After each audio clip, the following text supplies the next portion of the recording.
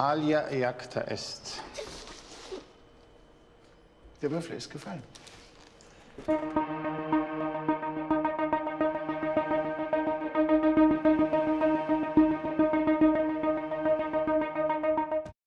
Bueno, esta película La Ola se estrenó en el año 2008, el 13 de marzo. Esta película está basada en hechos reales que sucedieron en el año 1967 en la ciudad de California.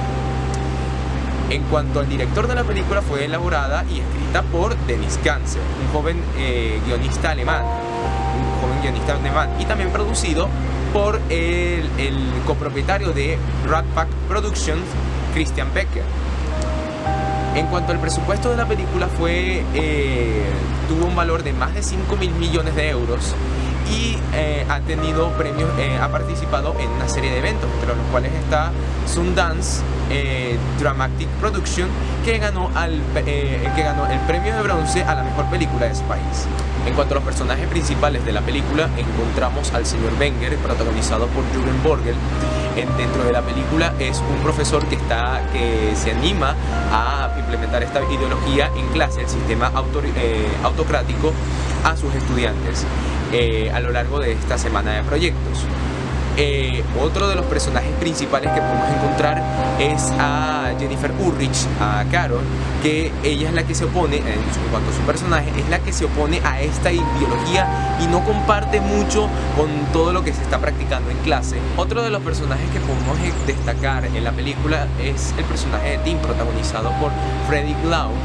Es básicamente, dentro de la película, es el que más llama la atención, porque es el que se adapta más a esta ideología, es el que más se acostumbra a este sistema autocrático y forma parte de su forma de ser. Al final de la película, cuando lo vemos suicidarse, cuando el profesor Wenger termina de acabar esta ideología autocrática. Otro de los personajes más importantes que podemos destacar es la de Max Rayber, protagonizado por Marco. Es un joven deportista que practica waterpolo y, como tiene problemas familiares, busca asociarse con otros, en este caso el grupo de La Ola, para sentirse pertenecido a un grupo.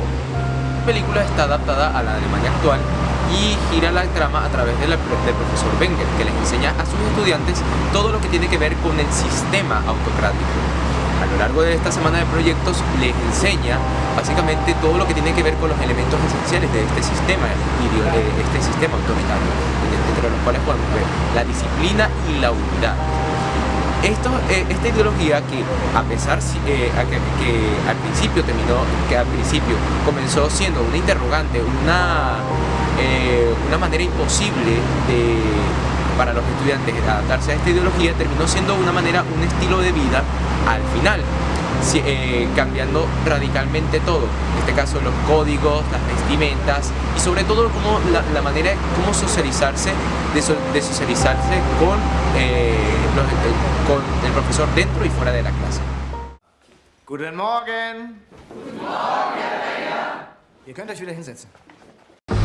Desde el inicio de la humanidad se han dado distintos patrones de comportamiento, los cuales hemos denominado modelos éticos, los cuales se implementan para poder identificar en la sociedad entre lo bueno y lo malo. Se sabe que los tiempos van cambiando y a medida que esto ocurre, los distintos modelos éticos se van adaptando a la época que cursa. Sin embargo, varios modelos éticos podemos observar que se adaptan muy bien a nuestros tiempos que recurren hoy en día. En el presente video buscamos adaptar el modelo ético sofista, que data del aproximadamente el siglo V a.C., y compararlo con una película que data del 2008 titulada La Ola, que hace alusión al movimiento nazi y a lo que fue el nazismo en Alemania. Gracias a esto podemos descubrir si la película se adapta bien al modelo ético y, en todo caso de que no, llegar a algunas recomendaciones que hagan mejor uso del modelo ético en la película.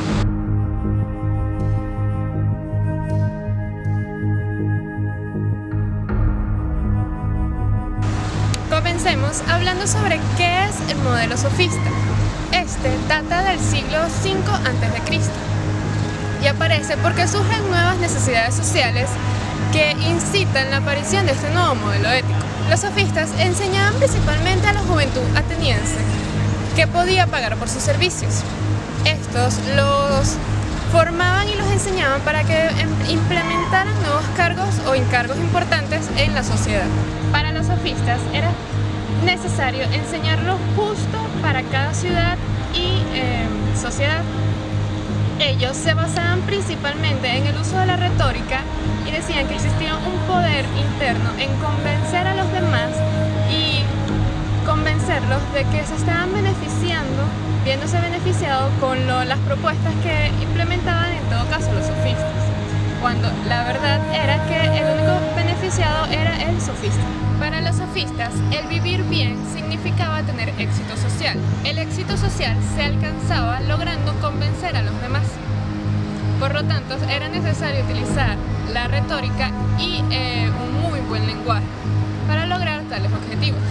Para convencer y agradar a las personas era absolutamente necesario hacer buen uso de la retórica y por consecuente del lenguaje.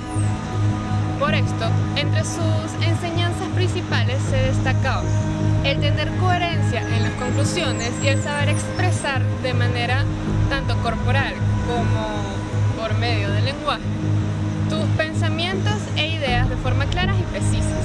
Para agradar a las personas era necesario crear un vínculo personal con estas. Por lo tanto, era necesario saber las convenciones sociales del público o de las personas a las que se pretende convencer, sus necesidades psicológicas, entre otras características que le ayude a crear un vínculo y a saber más del oponente o de la sociedad o público al que se trate de convencer, al igual que saber sus costumbres y culturas para lograr cautivarlos. Und ich möchte, dass der Putz von der Decke auf unsere Feinde niederprasselt!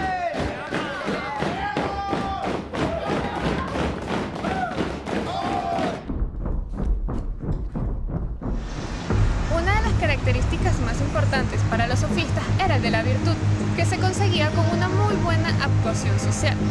Esta con el fin de lograr convencer al auditorio, agradar al público y ganarse el aplauso general de la sociedad a la que se trata. Para los sofistas, el tema de la verdad era en realidad muy relativo, debido a que muchas verdades equivalen a muchos conocimientos y que por lo tanto cada quien tenía su propia verdad y propio punto de vista de ver el mundo y a la sociedad. Para hacer el bien, los sofistas se movían principalmente acorde a sus intereses, que te garantizaran un beneficio inmediato. Al haber intereses contrapuestos, se surgían dos escenarios distintos, el del diálogo y la persuasión y el de la violencia, siendo el del diálogo y la persuasión la manera más ética de actuar de acuerdo al modelo sofista. Dos de los aspectos más importantes que podemos destacar del modelo sofista es que la vida social o las sociedades no se mueven de manera natural, sino a través de un contrato social. Además de que los sofistas exigían una remuneración debido a que ellos consideraban su labor de enseñanza un trabajo. Por último, cabe destacar que los sofistas no se valían de la demagogia ni de las falsas promesas. Ellos más bien se valían de un buen uso del lenguaje y de la persuasión, pero sin dañar a la otra persona, con el fin de que ésta se sintiera siéndose beneficiada. Sin embargo, cuando en realidad esto no era así.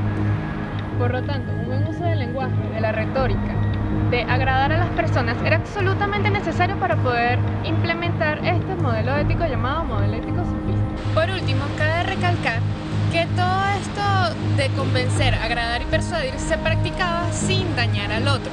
Por lo tanto, no se hacía uso de la demagogia ni de las falsas promesas.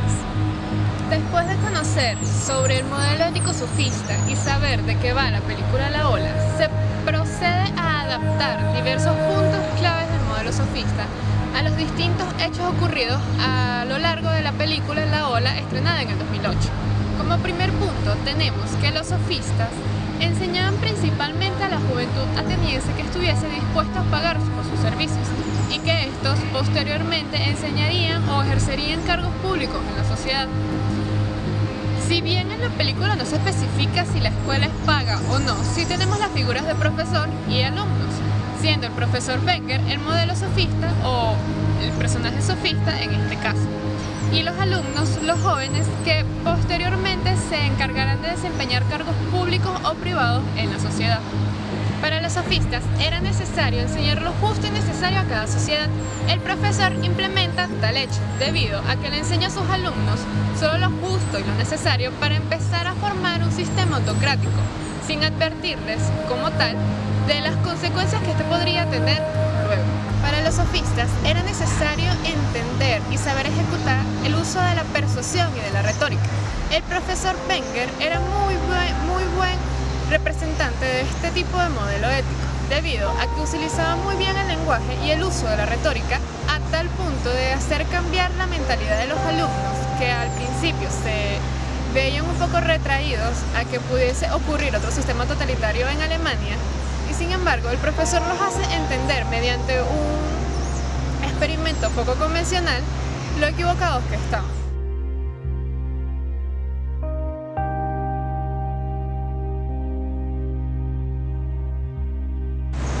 De hecho, el profesor Wenger, con su buen uso de la retórica y la persuasión, no solo hace buen uso del lenguaje, sino también sabe cómo agradar y llegar a los alumnos a tal punto de convencerlos y hasta llegar a persuadirlos de que se estaban viendo beneficiados cuando en realidad el único beneficiado era el profesor Wenger, lo cual se adapta muy bien al modelo sofista. Otro punto clave de los sofistas era saber, aparte de saber agradar al oponente, era crear un vínculo con él. Se sabe que el profesor ya tenía un vínculo muy unido a sus alumnos debido a que era una persona con una actitud muy amigable en cuanto al salón de clases o a los alumnos, diciendo del profesor. Si vemos otra vez el análisis de los personajes, tenemos que Tim y Marco eran los más susceptibles a caer a este sistema autocrático. Si bien el profesor no sabía esto es un punto clave del por qué se logra implementar el sistema de la ola en la escuela. El modelo sofista también destaca que es necesario crear un contrato social para que se mueva la sociedad. En la película, entre el profesor y los alumnos se crea una especie de contrato social, siendo el profesor el que dirige todo este movimiento. Se crea un uniforme, un lenguaje común, se crea un nombre y hasta los símbolos que se utilizan en el movimiento, siendo todos conscientes y estando muy de acuerdo de lo que se está implementando en el movimiento llamado la ola, movimiento autocrático que se implementa en el salón de clases.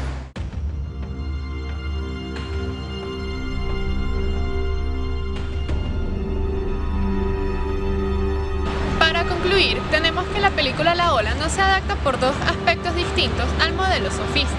El primero es que el modelo sofista dicta que existen muchas verdades y por ende muchos conocimientos, es decir, muchos puntos de vista. En la película La Ola se destaca solo un punto de vista o una única verdad, que es la que dicta el movimiento, la ola.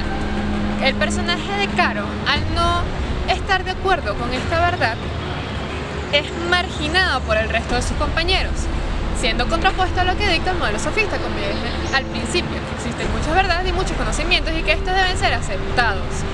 Los modelos del movimiento La Ola no aceptaron el punto de vista de Caro, por lo tanto la excluyeron de todas las actividades grupales.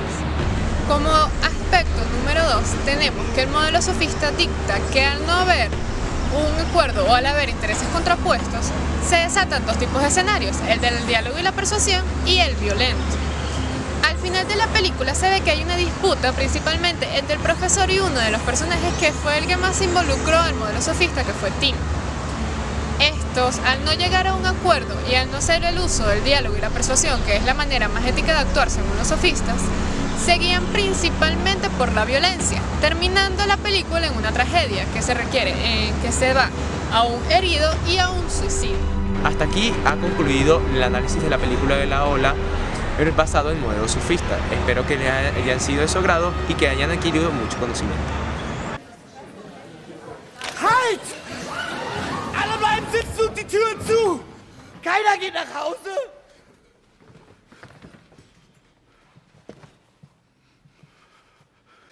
Die Welle lebt! Das ist doch nur eine Gaspistole.